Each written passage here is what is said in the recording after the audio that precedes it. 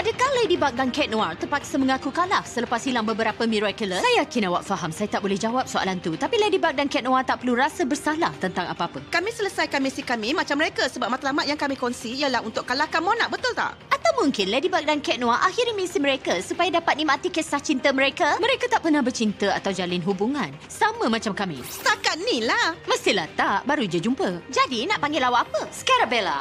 Gembira berjumpa awak. Kitty Noir, saya dapat rasa kita boleh serasi. Dah tentu kita boleh.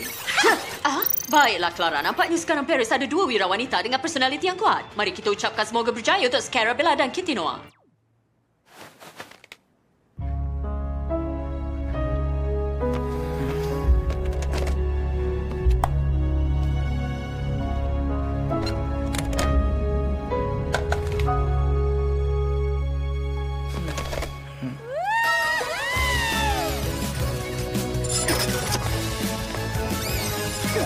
Buka topeng.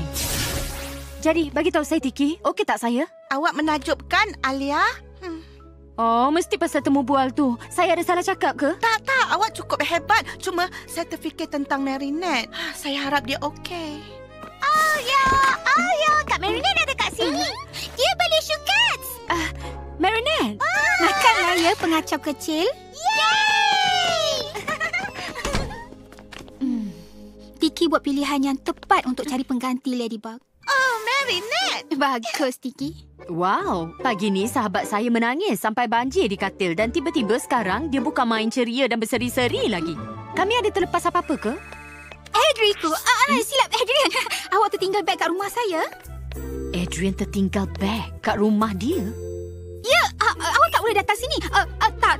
Tak ada apa. Saya cuma cukur stokin saya. Saya tak gemar linen. Ya, okey. Saya bawakan beg awak esok. Oh, cukur stokin saya mengarut betul tu. Kadang-kadang rasa nak ketuk diri sendiri. Berapa banyak episod saya terlepas? Apa? Tak, mana ada episod yang baru pun. Dah tu, kenapa bertukar dari saya dah tak larat nak bercinta lagi kepada saya nak keluar dengan Adrian. Saya tak keluar dengan Adrian. Tapi dia tertinggal beg. Jadi dia ada datang ke sana kan? Awak berdua bercium ke? Tak. Sekurang-kurangnya pegang tangan? Tak, mana ada. Saya tahu. Akhirnya awak bagi tahu dia awak cintakan dia. Sebenarnya bukan itu yang terjadi. Habis tu, apa yang sebenarnya terjadi? Saya angkat tangan kanan atau kiri. Kadang-kadang dua-dua. Saya tak tahulah. Oh, ya. Jadi saya tak terlepas apa-apa. Kita cuma balik ke episod 1. Macam mana dengan kuasa baru Miraculous Black kan? Awak rasa dia boleh uruskan Monarch? Awak macam mana? Awak tak boleh bagi tahu Nino apa-apa. Awak yakin dia akan okey? Jangan risau pasal ni lagi. Identiti rahsia, perang menentang Monarch, semua tu urusan Scarabella dan Kitty Noir sekarang. Awak dah tak payah risau hilang kuasa Miraculous sebab cinta.